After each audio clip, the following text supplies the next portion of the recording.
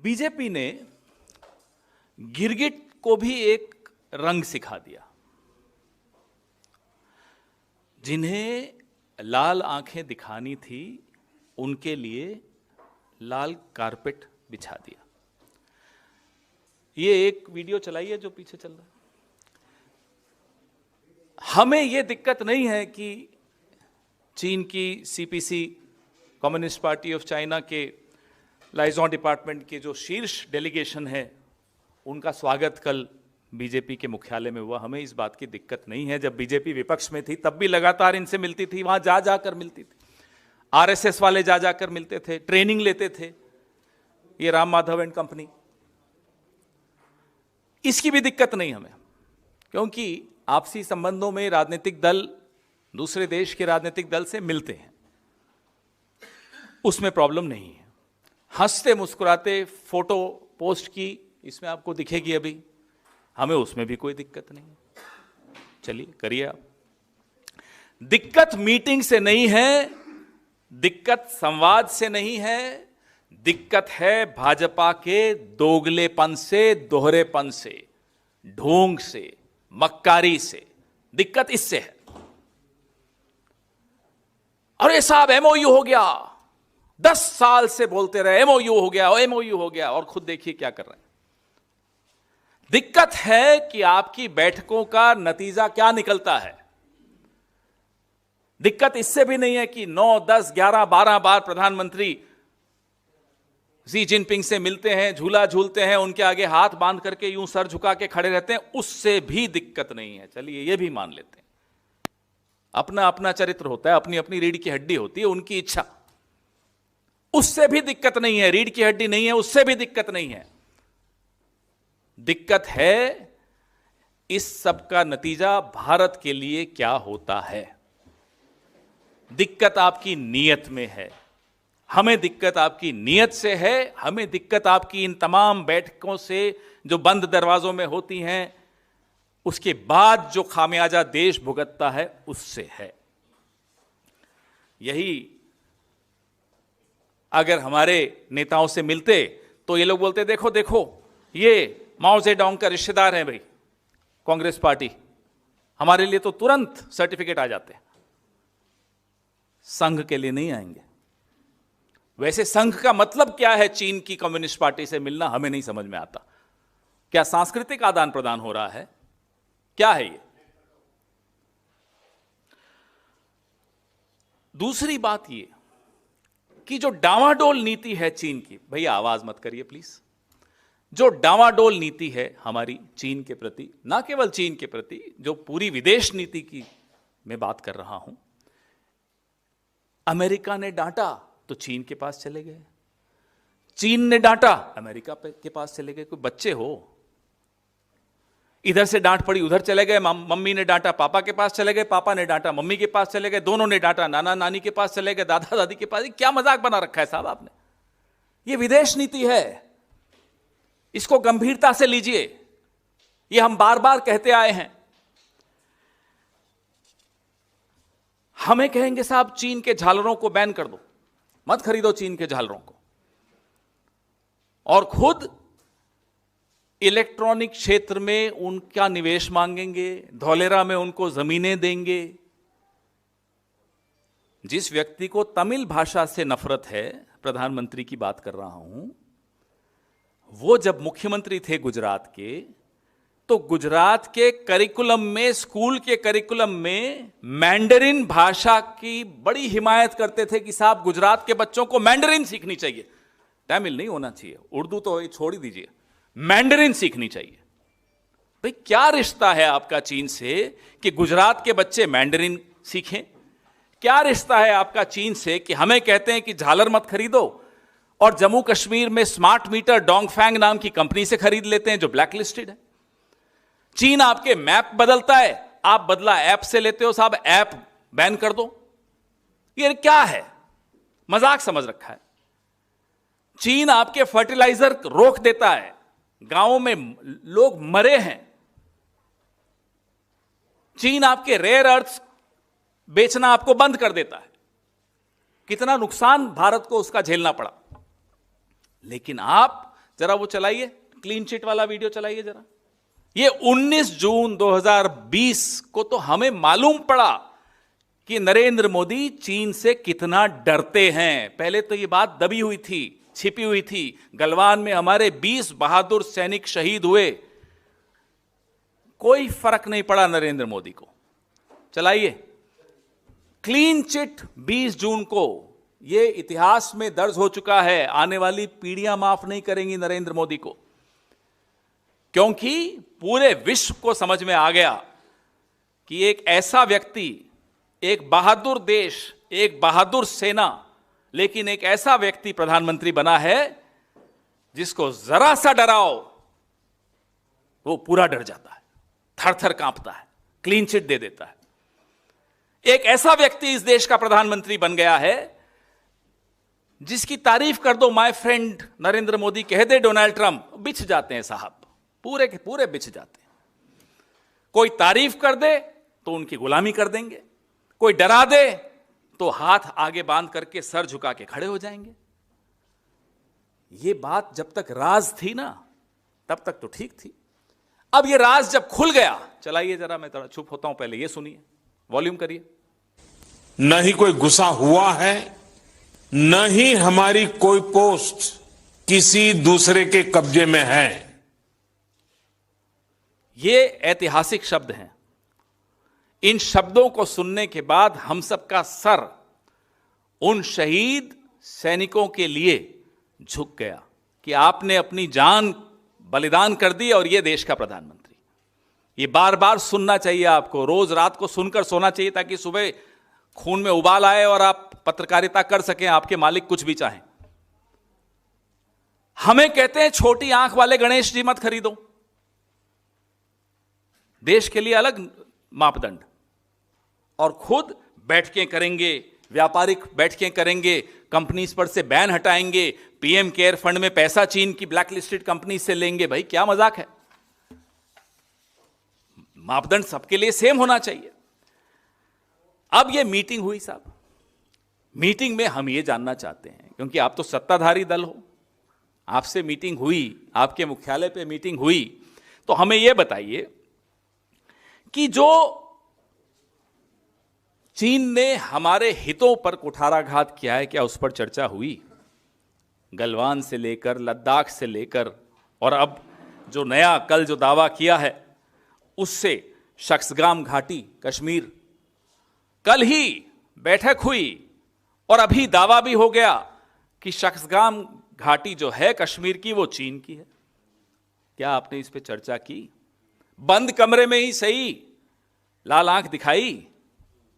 यह जानना तो देश का हक है।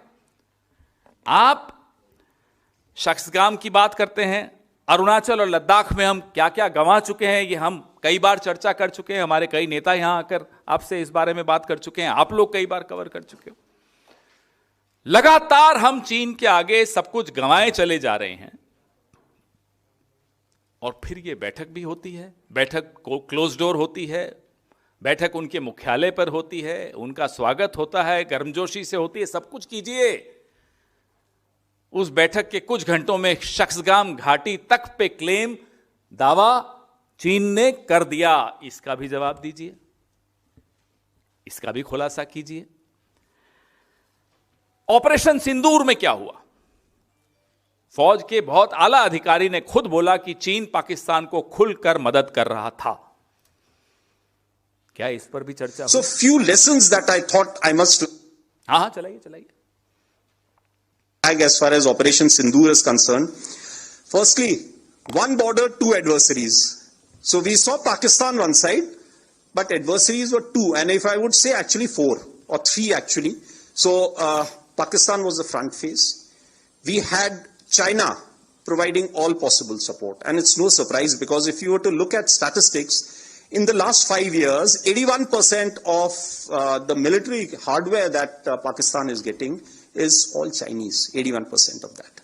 So it's no surprise. And China, of course, the good old dictum, killed by a borrowed knife, 36 stratagems that China talks about, killed by a borrowed knife. So he would rather use the neighbor to cause pain then getting involved in the mud slinging match on the northern border. So that is what he's seen. And another thing that China perhaps has seen is that he's able to test his weapons against, say, various other weapon systems that are there. It's like a live lab which is available to. So it's a good. That is what is something we have to be very, very cognizant of. General R Singh को आप सुन रहे हैं, आपने उस वक्त भी सुना था। HQ-9 एयर डिफेंस सिस्टम चीन ने तैयार किए, तैनात किए। पाकिस्तान को PL-15 मिसाइलें सप्लाई की जो सीधे भारत को निशाना बना रही थी। फिर भी मोदी जी ने चीन की शर्तों को स्वीकार करते हुए मानसरोवर यात्रा शुरू की, उनकी शर्तों पर शुरू की। मैं आपको कई वृतांत, लंबी प्रेस कॉन्फ्रेंस है क्योंकि बहुत कुछ पिछले 10-11 साल में हम गंवा चुके हैं, छवि के अलावा भी बहुत कुछ गंवा चुके हैं। अब जैसे अमेरिका में डोनाल्ड ट्रंप ने दावा किया, वैसे चीन ने भी दावा किया। साहब मध्यस्थता की थी ऑपरेशन सिंदूर में, जवाब आया यहां से? कोई जवाब नहीं आया। आंखें नीची हैं, हाथ आगे बंधे हुए हैं, झुके हुए हैं। झुका हुआ प्रधानमंत्री ये देश कभी स्वीकार नहीं करेगा जो इस तरह नतमस्तक हो जाता है दुश्मन के सामने। मैंने आपको फर्टिलाइजर का बताया, मैंने आपको डोकलाम का बताया, जो सिलीगुड़ी कॉरिडोर का बताया जहां घुसपैठ करने के लगातार प्रयास चीन करता रहता है।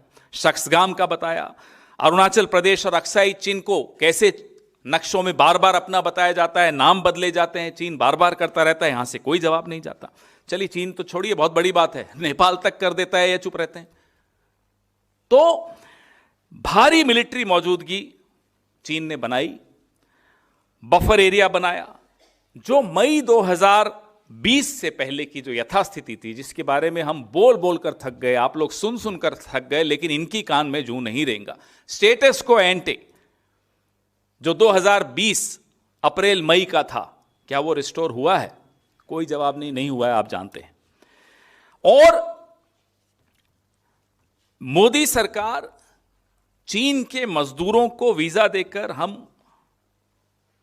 अपने मेक इन इंडिया और PLI योजनाओं को बढ़ावा दे रहे हैं। क्यों दे रहे हैं साहब? क्या आपको इतनी क्या मजबूरी है? पैंगोंग के रास्ते से मिलिट्री के पुल बनाए जा रहे हैं, मोदी सरकार चुप, कोई जवाब नहीं। कितने उदाहरण दें हम आपको ये बताने के लिए कि चीन की जो हमारी विदेश, चीन के प्रति जो हमारी विदेश नीति है, आज सिर्फ चीन पे ज्यादा बात कर रहे हैं, उसका नुकसान आने वाले कई दशकों तक यह देश झेलेगा। एक वाटर बॉम्ब जो ब्रह्मपुत्रा के वहां जो डैम बना रहा है चीन, वो भी एक उदाहरण है जहां ये कुछ नहीं बोले, चुप। उल्टा इनके चहेते मुख्यमंत्री, क्या नाम है, हिमंता बिस्वा शर्मा, जस्टिफाई करते हैं, अरे साहब क्या नुकसान, कोई नुकसान नहीं होगा। आंख बंद कर लेने से मुसीबत थोड़ी टल जाती है, लेकिन नहीं, सब आंख बंद किए हुए हैं, मुंह बंद किए हुए हैं, हाथ बांधे हुए हैं।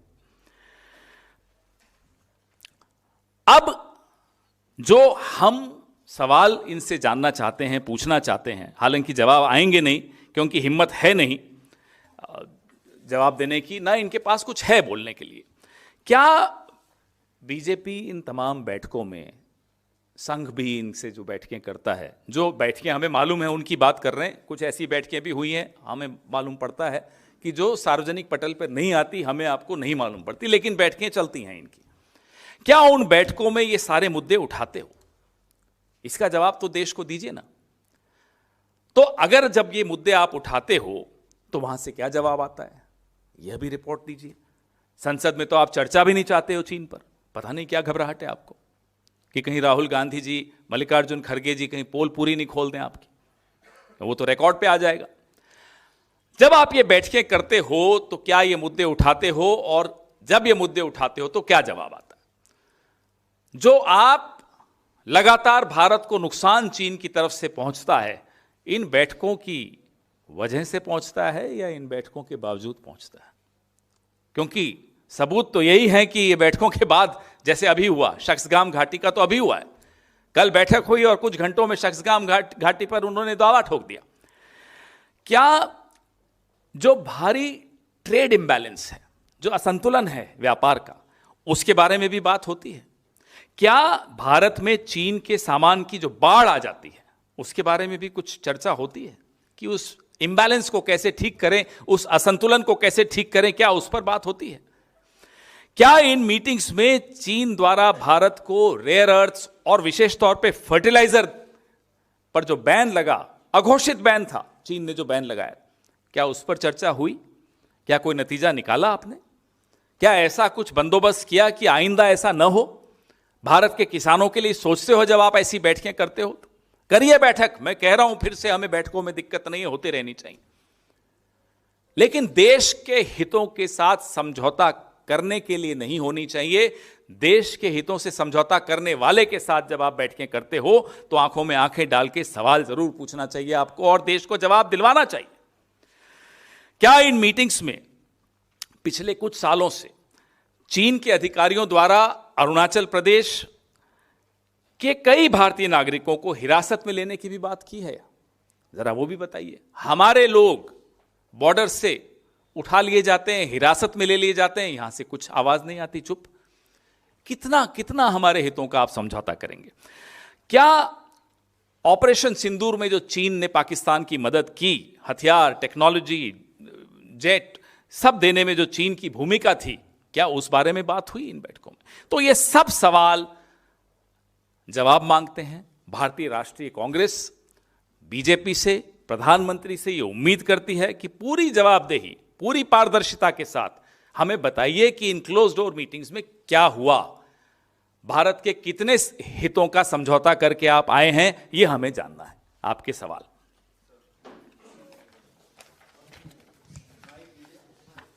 सर, आज ये मुद्दा उठाया जा रहा है तो ये 2020 के बाद पहली ऐसी बैठक बीजेपी हेडक्वार्टर्स में हुई है, दोनों फॉरेन अफेयर्स अब बाकी तो वहां खुद चली जाती है बीजेपी मिलने, कई बार गई है।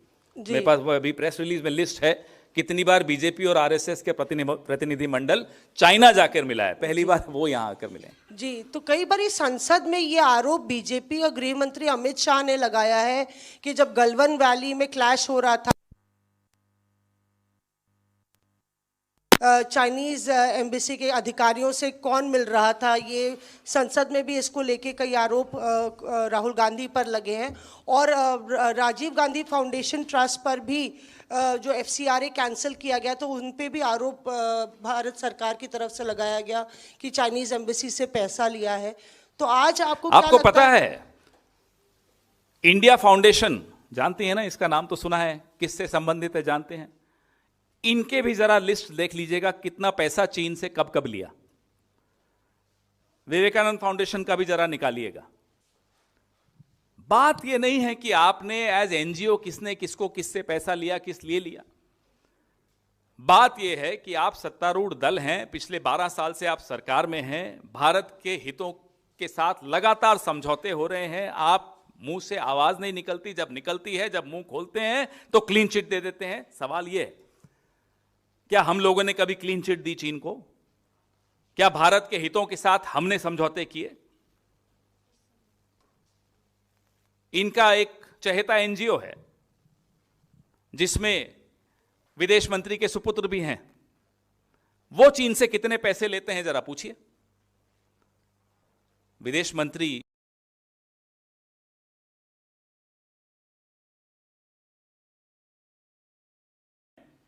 क्या वो एनजीओ पैसे नहीं ले रहा इनसे, चीन से? बात ये सब नहीं है। हम कह रहे हैं हमें दिक्कत नहीं है इन सब चीजों से, ना आपकी बैठकों से, ना आप पैसा लो, उससे भी कोई दिक्कत नहीं। हम तो कह रहे हैं पीएम केयर फंड में इतना चीन का पैसा कैसे आया? डोंगफैंग कंपनी पे हमें दिक्कत है, ब्लैक लिस्टेड कंपनी से आप जम्मू कश्मीर जैसे संवेदनशील इलाके में स्मार्ट मीटर्स लगवाते हो, हमें वो दिक्कत है। हमें वो दिक्कत है कि देश को कहते हो छोटी आंख वाले गणेश जी मत खरीदो और खुद बड़े बड़े करारनामे करते हो चीन से। हमें कहते हो झालर मत लो चीन से, खुद इलेक्ट्रॉनिक क्षेत्र खोल देते हो, धौलेरा में जमीनें देते हो, कहते हो मैंडरिन कंपलसरी होनी चाहिए गुजरात के स्कूलों में। तो साहब देश को क्या हासिल होगा ये सब करने से, ये तो बताइए। कभी लद्दाख में जमीन ले लेगा, कभी अरुणाचल प्रदेश में जमीन ले लेगा, कभी शख्सगाम घाटी पर दावा ठोक देगा। क्या है भाई ये? वहां कंस्ट्रक्शन शुरू कर दिया। ये है सवाल, बुनियादी सवाल ये है।